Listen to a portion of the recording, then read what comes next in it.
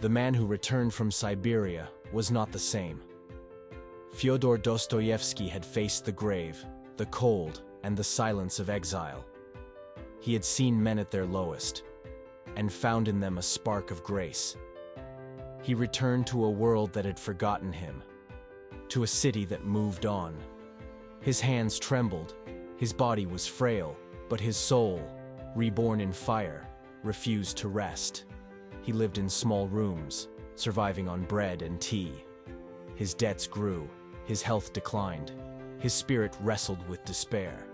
But from those nights of poverty and prayer, he began to write again. Not to change the world, but to understand it. What began as suffering became creation. What began as punishment became revelation. He called his first great return notes from underground. The book was not a story, but a confession. The voice of a man trapped in bitterness, proud, wounded, unable to love or be loved. I am a sick man, he begins. I am a spiteful man.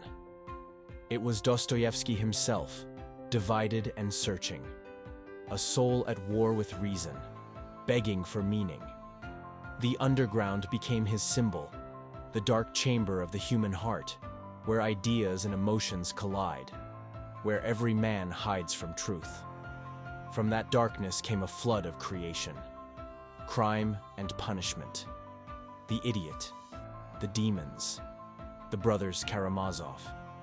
Each one a world of moral struggle, each one a cry from the heart of a man who refused to believe that goodness was dead.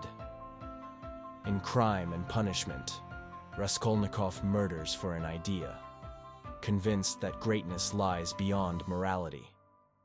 But guilt, like a shadow, follows him. Every step through the city streets echoes with his conscience. Every glance at Sonia, the humble prostitute who believes in redemption, drags him closer to grace. You have killed yourself, she tells him, not her. Through Raskolnikov, Dostoevsky explored the question that haunted his life. Can man live without God? Can intellect replace compassion?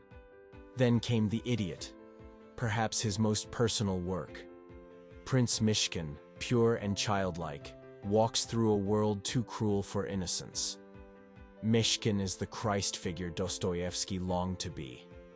A man who loves unconditionally, yet is destroyed by the world's cynicism. It is not evil that defeats him, but misunderstanding. The quiet tragedy of goodness unrecognized. But Dostoevsky's pen was not finished.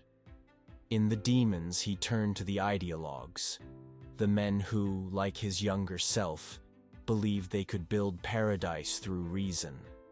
He saw in them the seeds of chaos, the same forces that would one day ignite revolution.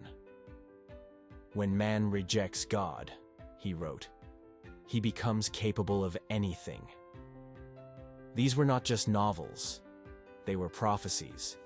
He foresaw a future where ideology would consume compassion, where men would kill in the name of progress, where utopia would become a graveyard of the soul.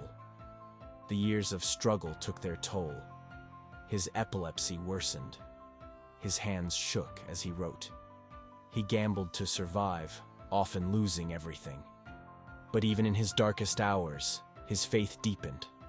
He wrote in his diary, "Beauty will save the world." To him, beauty was not luxury, it was mercy. The beauty of forgiveness, of love that survives suffering, of the human heart that refuses to die. Out of torment, he built a cathedral of conscience. His stories were not about good or evil, but about choice, the fragile freedom that makes us human. If God does not exist, he wrote, everything is permitted. But Dostoevsky did not preach, he questioned. He made the reader face the mirror and ask, "What do I believe in when nothing is certain?"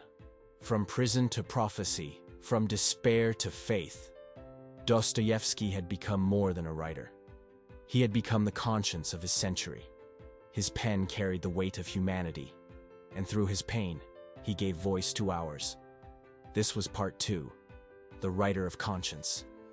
Next, part 3, The Prophet of the Human Soul.